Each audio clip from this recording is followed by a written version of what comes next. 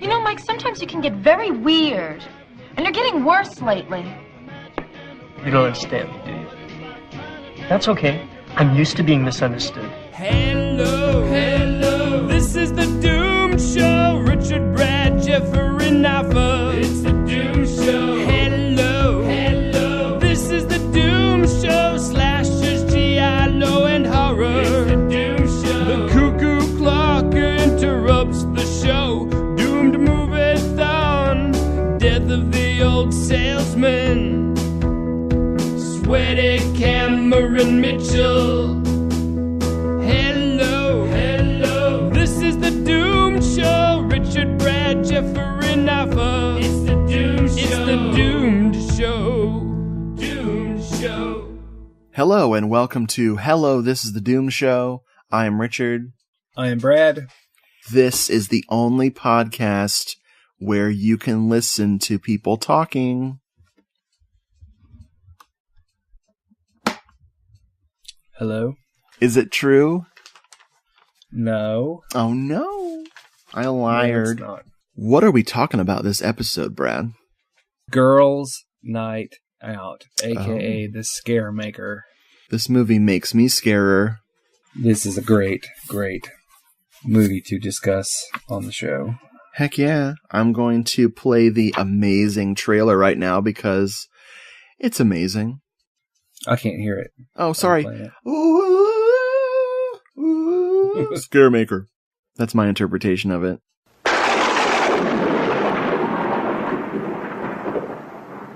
You know what really turns me on? I love to be scared.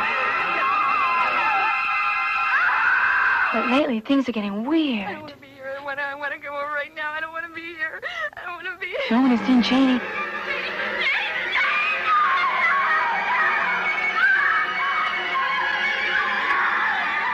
And now Kathy's missing.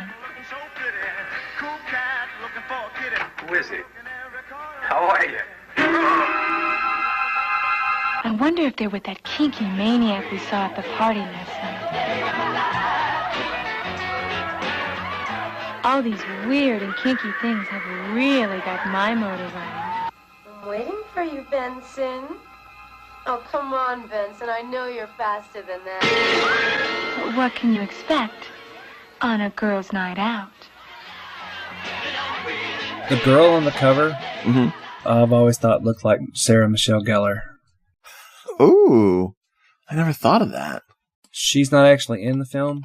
No. And the trailer, she's in the trailer. I believe it's the same girl that's in the trailer. She's not actually in the film. I would like to give a warning right now. The menu, the DVD menu, kind of spoils the film if you are paying any attention. Yep. So my advice to you is to put it in and either close your eyes or, have it your input turned off until you think that it's come up and just hit play. Yep. And let it start. You know what I like is the, aside from that stupid shit they did with the menu, I really like the Guilty Pleasures intro on the, Media Blasters disc? Yes. That Guilty Pleasures intro is so much fun. Oh, I love that. But then, yeah, they show the identity of the killer on the frickin' menu. It's pretty obvious too. If you look at it. I do not know why they do that. That is, they just probably thought, oh, cool, here's an image. This is neat. Throw this on here. This makes it look interesting. Yeah. Did you watch this? No, me neither. This looks interesting. This will get people to buy the DVD they're already watching. Yeah, this movie is not got a good reputation. That's bullcrap. I agree. I'm going to read the IMDb plot synopsis here because it is pretty amazing. It's kind of chilling, actually. Here we go. When Livewire escapes in Gotham City, Supergirl and Batgirl team up to find her, but the supervillainess has joined with Harley Quinn and Poison Ivy herself. Once again, you have watched the wrong film. Oh no, this is the new Batman Adventures, Season 2, Episode 7, Girls Nite Out, from 1988. I remember the first time we tried to record The Cat of Nine Tails, but you had somehow inadvertently watched Who Framed Roger Rabbit. Please, Brad. I want to talk about that. No. Although the IMDb plot synopsis goes like, a killer wearing a dancing bear suit stalks a variety of cheerleaders during an all-night scavenger hunt at a remote Ohio college. That was beautiful. I loved your rendition of that. Oh, Could you talk that way the rest of the episode? I wish every movie was about that. In a way it is. Oh, nice. I am Except every movie. It's all in IMDb. Right. I just can't stop singing on the new episodes. What's wrong with me? You're pretty excited. Maybe I have a new career. I've got a whole bunch of notes. Well, I guess like maybe less than half of what I normally have. I have about a page. Woohoo! I guess we shouldn't tell people that. Now they're like, wait, they're not doing this by memory? Those dicks! I will say that this is the first time in a long time that I have watched the film for the episode the day before the episode. Ooh. The first time in a long time. Nice. Usually it's a few days. So if I remember more than usual, it's only because I watched it yesterday. Nice. I like your style, man. Thank you. The movie opens with some very simple credits. We've got some strange music. It's like a synthesizer and some breathy kind of vocals. And also what sounds like an orchestra. Like, it's kind of half classy, half trashy. Uh-huh. It's kind of like my family. Sort of like my family as well. We have some really amazing and rather creepy asylum sequences right off the bat. A nurse is running around, and she seems a little upset by one of the patients committing suicide, but she's not really that upset. No, not really. Darn it. This person who hung himself is named Dickie Kavanaugh, which is ironic because in high school, my nickname was Dickie. Interesting. Yeah, and I saw this movie when I was a little kid. It inspired me. But for the record, I was not the one who started calling me Dickie. That's not my doing. Promise. No. Enough bullshit, Brad. Let's talk about one of your favorite topics. Okay. College basketball. College basketball. Yeah, so there's a basketball team at good old DeWitt University. Ooh. The star player is Teddy Ratliff, played by James Carroll. Also, there is Pete Maniac Krizaniak. I don't know if that's a real last name, Krizaniak. Oh, man. I love it. Really? This is like one of the best examples of a teen film where a slasher breaks out. It reminds me of Final Exam, except in Final Exam, there's even less slasher going on than there is. There's definitely some slasher going on in this film, but I think probably one of the things that people don't like about Girls Nite Out is that you spend a lot of time with a lot of people, a lot of characters. No, I find it really funny. Like you called it. It's like, who let this jerky horror movie in? Like, what an asshole. I did not mean it that way at all. Krizaniak is totally a real name, by the way. Is it? Mm-hmm. There's some guy in Germany that has that name. Okay. I don't know if he goes by Maniac, though. Goofy gravediggers. Right, I'm with you. These guys are burying Dickie Kavanaugh, and someone doesn't like it. And I don't know if this killer is upset about them burying Dickie Kavanaugh or if they're hogging all the free Jack Daniels. It's hard to say. There's a lot of Jack Daniels in this movie. A lot of drinking. There's as much freaking Jack Daniels in this movie as there is J&B in a Giallo sometimes. Mm-hmm. And I found out, at least Jack Daniels, people remember, if you were making a movie, excuse me, If you were making a movie, you could call up Jack Daniels and say, hey, we're making a movie. Can we have some free booze? We'll feature it prominently in the movie. They would bring a case of Jack Daniels to the set. Mm-hmm. Which I think is what happened with J&B, but no one is around that remembers that. No. Probably the most prominent Jack Daniels product placement in the film was Mel Gibson's The Patriot. Oh, yeah, that's right. He takes a bath in it. Uh-huh. Yeah, he makes Paul Revere open bottle after bottle after bottle and pour it into a cistern. What's a cistern? Mm-hmm. It's like a well, sort of, although I think it doesn't actually have any natural water in it. You put water in it and store it there. I could be wrong. Maybe I should have just said bathtub. Well, you're not really ready to take on the redcoats until you stink of cheap Tennessee liquor. I guess it's probably not cheap. I don't drink, so it's probably not cheap. It's probably expensive. Yeah, it's not overpriced. Here, have a drink. Okay. Come on. Let's get this job finished. Get out of here.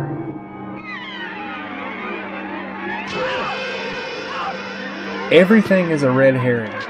Yes. You're like, who is it?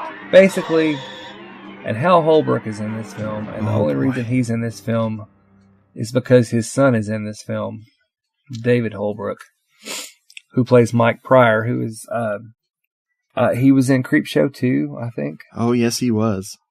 And really, Hal Holbrook only appears in one scene with the rest of any of the cast, really. Yep. He is very, very disinterested.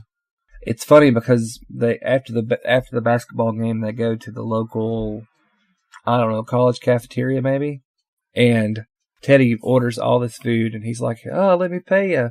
And Barney, the lady that runs the on-campus diner, is like, "Oh, it's all on Officer McVeigh is paid for your food." And the screen goes to Hal Holbrook, and he nods his head. And then it goes back to them, and it's obvious that they are not in the same time and place at all. It's so good. He nods his head. Eventually, there's this party that everybody goes to, and everybody's trying to cheat on everybody. Oh my god! Oh my god! This movie, as you've kind of hinted at, loves its characters. Mm-hmm. Even Hal Holbrook, who doesn't love this movie, they love everyone of these college students, and everyone gets all this drama, all this melodrama going on. But the people who are jerks outnumber people who are nice. Yeah. And everyone is such a shithead that even the most unlikable college student, which is supposed to be Hal Holbrook's kid, Mike, he comes out okay because everyone's so evil. Everyone is a shithead. You're completely correct on that one. But it in a weird twist of events, it really doesn't matter. It's like sometimes you watch a film and you could say there were no likable characters. And there's not any likable characters, but they're likable. Yeah. It's odd. It's very odd. It's fucking strange. I totally agree. It's all over the place. And who's the central character? Who's the main? Okay, fine. Here you go. Who's the final girl? There is no final girl. Exactly. Oh my god, I love it. Well, it's there's going to be a scavenger hunt where we'll talk about in a minute, whenever. But it really goes to show, I think, people of your and of mine age, it's not just about the killing in slasher films. Yep. And I think maybe that's sometimes that they have got that rap, and it's a bad rap, because it's about the interactions between the people, the goofy 80s stuff going on. It's also a return to a simpler life, a simpler time, not only in our lives when we watched these films originally, but also on film. Nobody's got a cell phone. I don't think you ever see a computer. No. Life was different. people, I was reading the other day, and this is a little off topic, but I saw where girls and guys both don't really go to the mall anymore, like after school, because you're in constant contact with your friends now all the time through email, probably not even email. That's probably lame. Texting and Facebook. So you don't even have these social gatherings anymore where people get together. And I think a lot of that, this film is an hour and 37 minutes long. Yep. Which for a slasher not named Happy Birthday to Me is ridiculous. This movie could easily be an hour and 17 minutes long. Oh my God, yes. You get to know a bunch of these characters. I don't know if you really come to care for them like you would, say, like a Jamie Lee Curtis or some of the girls in the first Friday the 13th movies, but you get a lot of social interaction and how things are going, The actors aren't bad. They're, with the few exceptions, they're all improvising and goofing off, and, there's some chance that some of this craziness was written down for them to do. But it's not boring to me. No. It keeps... Somehow, I have an attention span for this movie. I don't want it to be longer. God, no. But there's just something great about it. And it gets even weirder because it's an 80s movie with 60s music. Indeed it is. There's lots of Loving Spoonful. Oh my God. And now for all you good people getting ready for your big scavenger hunt, here's the Lovin' Spoonful with Do You Believe in Magic? I said, do you believe in magic? First of all, my first exposure to this was through Netflix. Mm-hmm. When we first got the discs, where you could get the discs in the mail, which is, that even is probably in the past now because it's all streaming. But I would just, if we got on some sort of kick, I would just go to Netflix. It was like a constant queue management. You're like, okay, we just watched, I don't know, The Last Action Hero, and I'm like, I'm in the mood to watch some Arnold Schwarzenegger film. So you just put a bunch of those at the top of your queue. Well, before you even got through with those, you might get tired of it. So then you're like, well, we want to watch some slashers, or we want to watch gialli, or we want to watch science fiction. But so that was my first exposure. I got this from Netflix, and I was, already married. But then when I met you, when you first meet somebody, you're trying to feel them out and see what all they like, and there are certain tentpole films or in your life that you want to see if they like as well, and this is one of them. You're like, oh, I love Girls Nite Out, and I'm like, yes. It's such a fun film. I'm doing it a little early, lots of talking.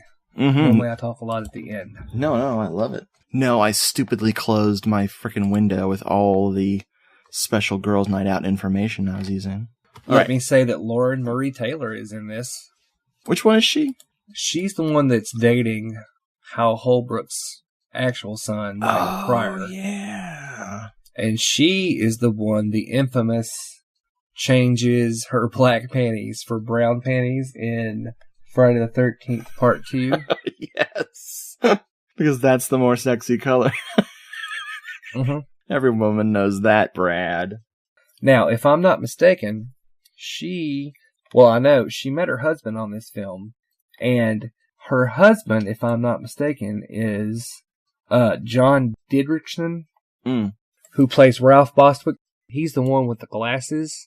Oh, the nerd. That bumps into the blonde who you think's going to be our final girl, Lynn Connors.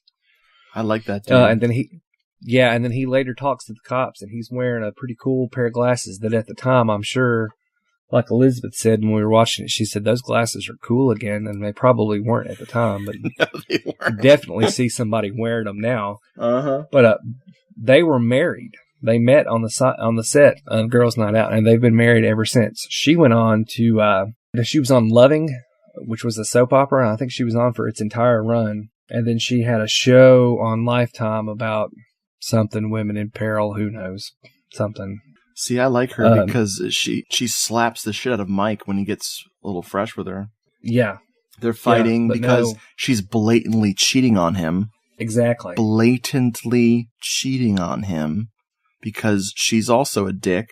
She slaps him so hard that he's got a black eye the rest of the movie. You little bitch. You just take what you can get. All of you, you're nothing but a bunch of whores. Like, he makes a scene, and he talks about killing all of them and whatnot. Yeah. And then Hal Holbrook, who is campus security, whose daughter died because of this legend or this Dickie Kavanaugh business that we'll also get to. Oh, yeah, we're about to. But there's a scene where Hal Holbrook goes and talks to his own son. Of course, he's not his son in the film, but he's like, you're a loser. It's like, my daughter, she was dating a guy, loser like you. And he's like, why don't you shut up and go write some parking tickets, like something you know how to do. Brad, I'm playing that audio right now. That is so great. I love that. I'm so glad you brought that up. Why don't you just go hand out parking tickets and leave me alone? Stick to something you know about. Something I know about. Listen, my daughter was about your age. Then she met a guy like you. Now she's dead. It makes you wonder how much of that was like real. Like basically the subtext is, I'm in this shitty slasher film because I'm trying to get you a job as an actor and I agreed to be in it and they're going to put my name all over it and I'm just here for the day. Dude. You know? It's so awesome. But he was only on set one day, and what I read is correct. It only took 3 days to film this. Oh my God, that's so wonderful. I hope that's true.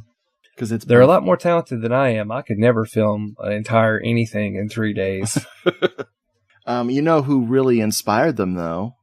Who's that? Charlie Kaiser, the DJ character. Oh, tell us about him. Okay, this guy's played by someone named Larry Mintz with a Z. Right. And aside from playing, like, what was that Summer in the City song twice in the movie. Right. He has a big porno mustache, and he is just so annoying. Like, he's supposed to be... Well, first we see him at the game, and he's reporting over the radio for the game. And I'm like, oh, there's a funny character. Hope he goes away forever. No, we get stuck with him the whole friggin' movie. Like, he even becomes, like, part of the plot, as he apparently records every single call they get. And the killer is calling in and saying crazy, threatening things. So he's recorded these calls. I mean... I kind of like that, because it was a focal point of, like, you just kept returning to him, like... It was an easy way to show that time was passing. He was playing different songs. I just didn't like him. Right. I will say that as we were going to bed last night, I'm like, hot damn, Summer in a City. Brad's going to bed because he's feeling shitty. Oh, man. You took milk and made lemonade in the toilet. I did. Wow, wow, wow, what a ball game. So old Charlie here would like to dedicate the start of 56 hours of solid old gold music to the Bears, for they are solid gold. Yes, sir, solid gold. And away we go. Whoa, whoa. Okay, so we're at this party that features lots of drinking and goofing off. I mean, a lot of drinking. Is it a costume party, right? Kind of. Everyone's just wearing helmets crazy stuff. And dressed like odd characters. We hear about the legend of Dickie Kavanaugh, and he was this guy who went crazy. People have different stories about him. He's this mythological character. We see a picture of him on the wall. He's a very odd-looking young man, to say the least.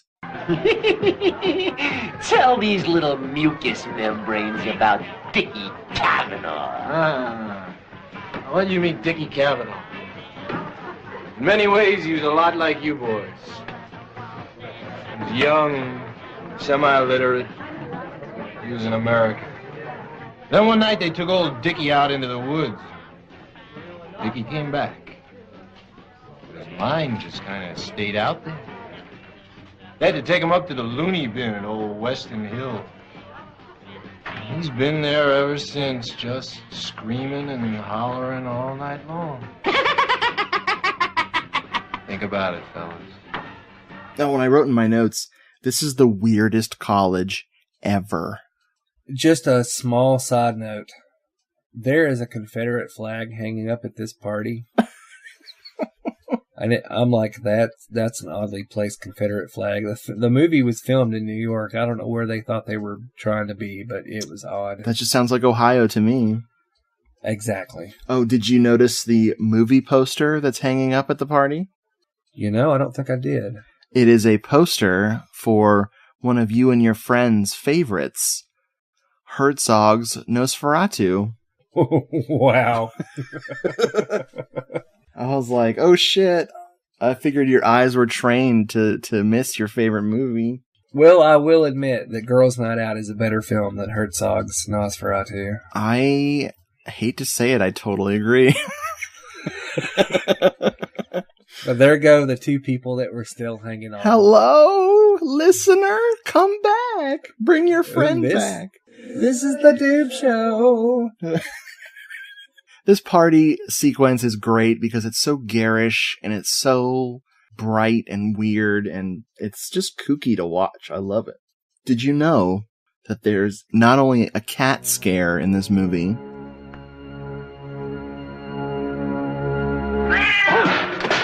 there's also fart jokes. Mm-hmm. Yeah, old Teddy farts in bed. Oh my god. It's terrible. Hey. I think I heard something outside. What? I'm not really good with the characters in this. I kind of, once I noticed there was 300 people who were supposed to follow in this movie. I have a few choice things I wrote down here though. Maniac. He is wearing the most amazing leather fringe jacket ever. Yes. Mike Pryor is wound up. He also has an incredible mullet. He actually has like the only mullet in the movie. He was ahead of his time. It was a terrible, terrible choice on his part. Mm-hmm. Oh, we have something we have not mentioned other than in the brief plot synopsis. The character named Benson, he's a fucking scumbag. But what's important about him is that he wears the mascot costume, which is a bear costume. We will be seeing that a lot. Okay. A lot. There's Sheila. I wrote down that she is fucking her second cousin. I wrote down that Boswick is a nerd. I also wrote down that Lynn, our not final girl, I wrote down that she's blonde. True. And very perceptive. She's with Bradley, who is actually Maniac's boyfriend. Okay. Did you notice that? No. Maniac and his pal Bradley are very close. Mm-hmm. Oh my god. Notice that. I actually wrote homosex, like 2 words, homo and sex, and I drew an arrow from Maniac to Bradley. With a pit stop where Bradley dresses up like a Leatherman for the party, and he's dragging Maniac around on a chain because he's his sex slave? What just happened there?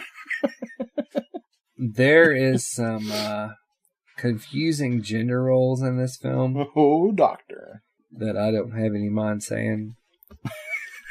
But it's funny because, like, Bradley has these, like, revelations as he's talking to Barney. Barney, like you said, she's the one running the cafeteria. He's having this conversation about Lynn, and he's coming to this realization that she's a great girl, and that there's not many really great girls out there. And yet, he is, like, trying to bone this other chick named Dawn Sorensen. Mm-hmm. The entire movie. He's trying to bang this chick. And oddly enough, Dawn Sorensen, who's played by someone named Suzanne Barnes, she ends up being kind of the final girl, but not really. Are you sure there's a Bradley? You mean Teddy? Oh no. Why did I think his name was Bradley? I don't know. I'm sorry. That's dumb. I was confused. I'm like, yeah, Bradley. No, I'm looking through the cast, I'm so dumb. I'm sorry. I got mixed up because... Because you led me into a party while I was wearing a leather suit. Thank you for dragging me along. No, it's Teddy, Barney. I made Bradley out of it. Awesome. Sorry. I'll just... edit the word Barney. No, wait, I messed it up again. I'll just edit the name Teddy over my entire thing I did. Like, hey, Brad, did you see that Teddy did that thing? Oh, now I feel really dumb. Okay, anyway, let's move on because I feel stupid. Who is in the bear suit? Who is the killer? Who cares? Just tell us. No, we're going to save that for the end. We're going to save that. We're going to save that because unlike the DVD, we're going to warn people about spoilers. I like the very impractical choice of weapon by the killer. Very. The killer goes after Benson and kills him and steals the mascot costume, the bear. Then the killer takes 4 serrated steak knives and lashes them together with what looks like masking tape and makes this like Freddy Krueger-esque claw thing to stick through the bear costume. Because, this killer cares about their thematic, the costume has to match the weapon thing. Uh-huh. But if you look, when the killer is holding this thing in their hand, you would cut your finger off the moment you tried to do anything with this little tool. Yes. Because where your hand rests on it is actually right next to blades. It's retarded. Mm-hmm. I love it because it's a killer wearing a bear costume with 4 steak knives for a weapon. But it's dumb.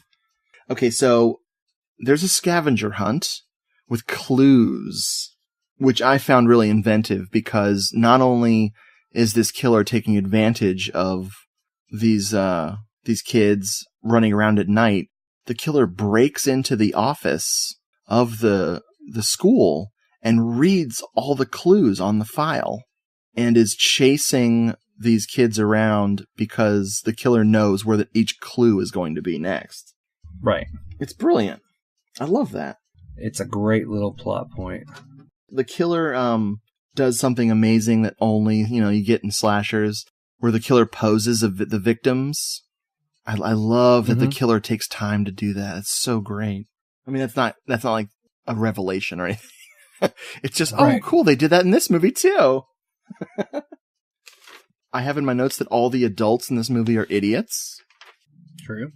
When the cops finally are on the case, it's just retarded, like total idiocy. No one's going to catch anything. For some reason, Hal Holbrook's character is this linchpin of this investigation, and that's not good.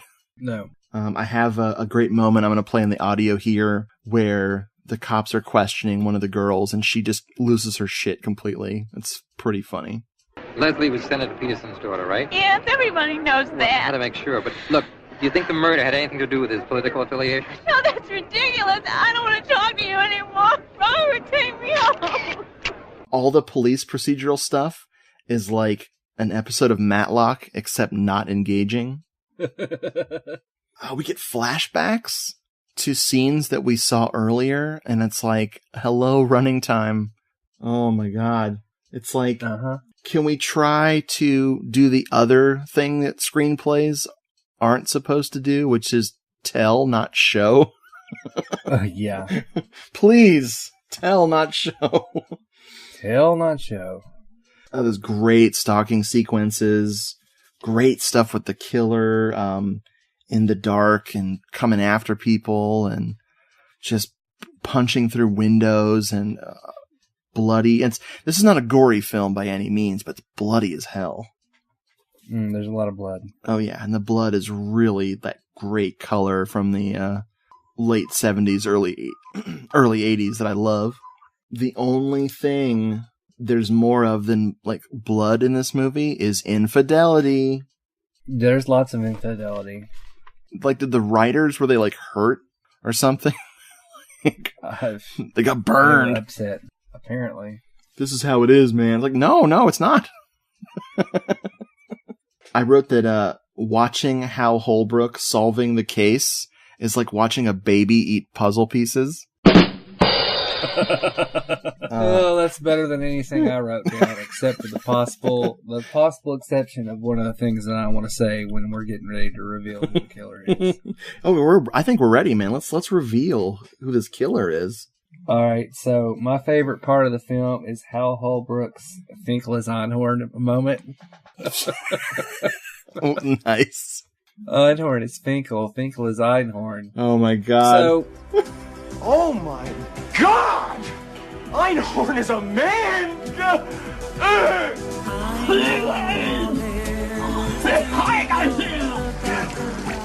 he's got a picture of Dickie Cavanaugh, whom we've seen now a couple of times in pictures.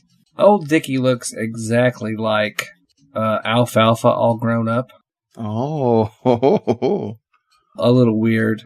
And it turns out that Dickie's sister is Barney.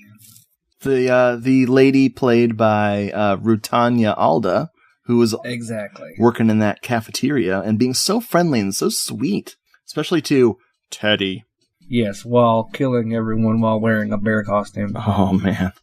This reveal plays out amazingly. Like, the movie really steps it up where, Hal Holbrook confronts her, and then she's like, Dickie's not dead, he's here. I'll show you. And she opens the freezer, which is amazing because all that food has been exposed to a corpse. Mm-hmm.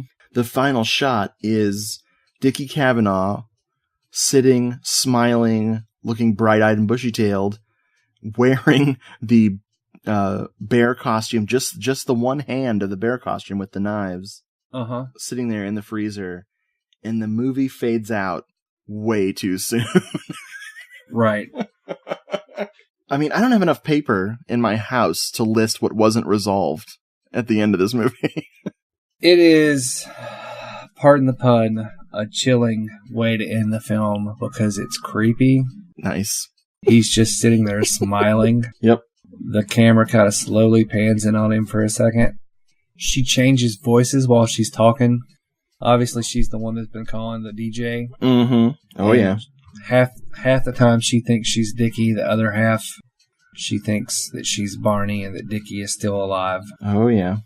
Hal Holbrook looks pissed and disinterested. There's no showdown. There's no, rescuing anymore. Well, sort of. He sort of rescues Dawn. Teddy runs in to rescue Dawn. Right. And then Hal Holbrook comes in to rescue Teddy. Mm-hmm. Sort of. Yeah, I don't know if he's dead or not.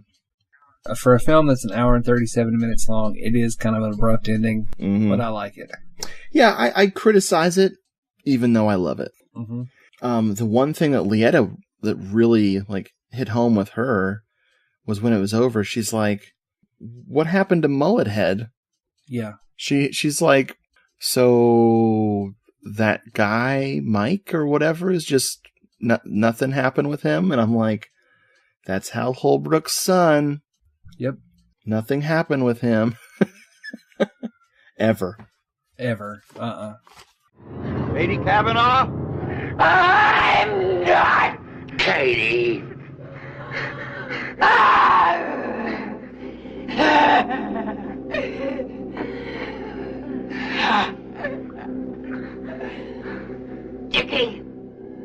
Dickie Cavanaugh. I'm Dickie! And they're all bad. That's why I had to kill them! That's why I had to kill your Patty. I thought she was good.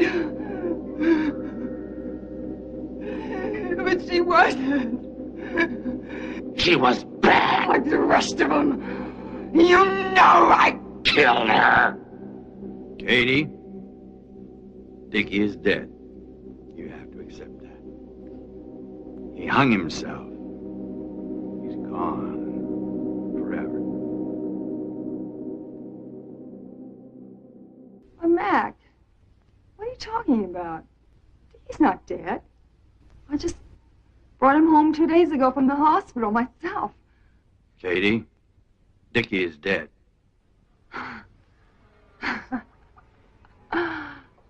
Didn't I, Dickie? Didn't I?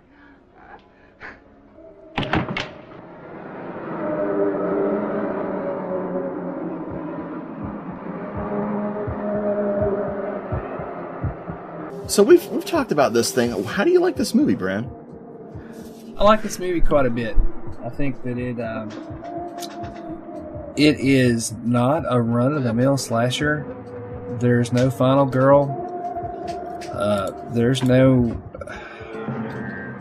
main character, really.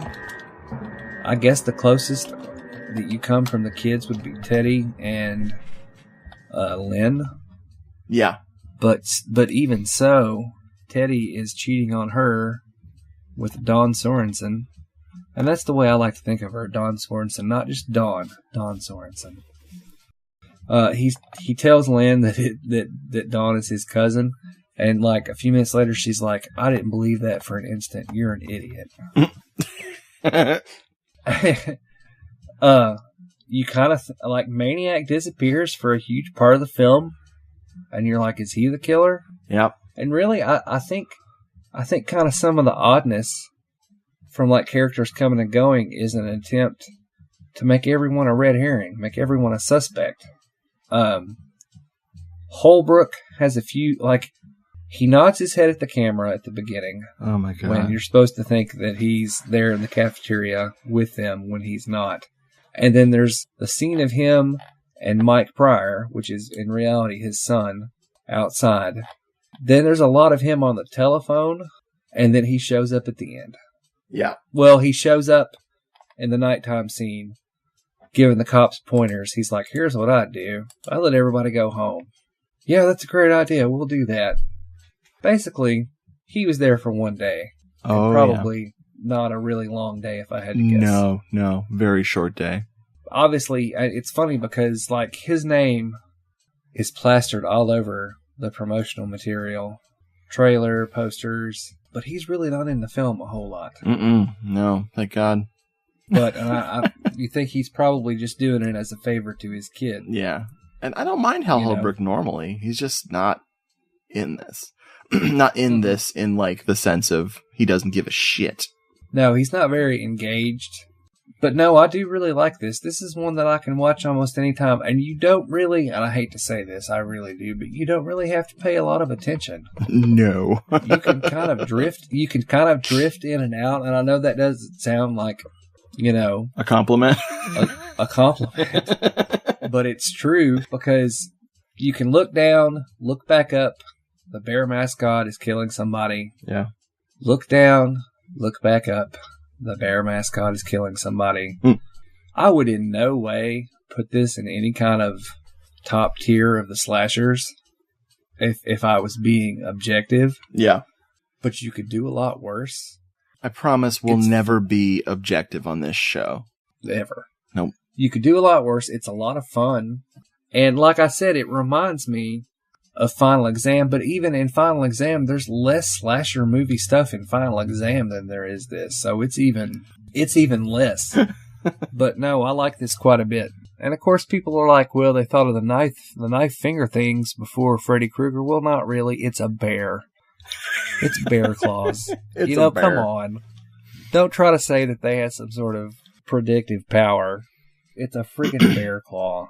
But no, I like it, and I like it quite a bit. In fact, my last birthday, and the one before that I just had, was a slasher birthday, and this is one of the DVDs that Elizabeth bought me. Hell yeah. I do not think it is available from Amazon through Amazon. Let me look. I've started thinking some of these films that we do, we ought to start telling people where they can get them if they want them. That's a good idea. A public service. That's what we'll be. Exactly. I think you can get it from, let me see. Oh, Amazon on the iPad. Stop it. Girls Nite Out. Do they have any good deals on personal massagers? Let me look. Actually, the Bloody Schoolgirls triple feature has Girls Nite Out, One Dark Night, and Blood Sisters. That's $40 out of print. I have that. That's how I have this movie. Is it really? Yeah, that's how I have it. I have Blood Sisters and frickin' One Dark Night, which I've never watched. I like One Dark Night. I thought I watched it, but I've never watched it. I can't even find it by itself. Yeah. I did yesterday. I think you can get it for like $5 from a seller. Yeah, I'm looking if you see this, I'm seeing if it's on eBay. Oh yeah, it's cheap as shit on eBay. Yeah, there's lots of people selling it because no one likes it. No, if you see this for $5, get it. Hell yeah. Like, here's one of the reviews. I like the spooky bear costume killer with the Freddy type knives. No. Freddy wore a glove with razor sharp knives on it. This was a bear. Let it go, man. Let it go. Okay.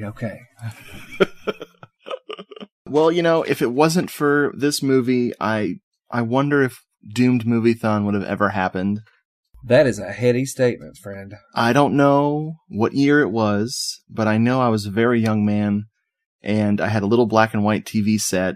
As usual, I couldn't sleep, so I was staying up late, and I caught what I didn't know was Girls Nite Out, and I ended up watching the entire movie and just being fascinated. This was my proper introduction to slasher films.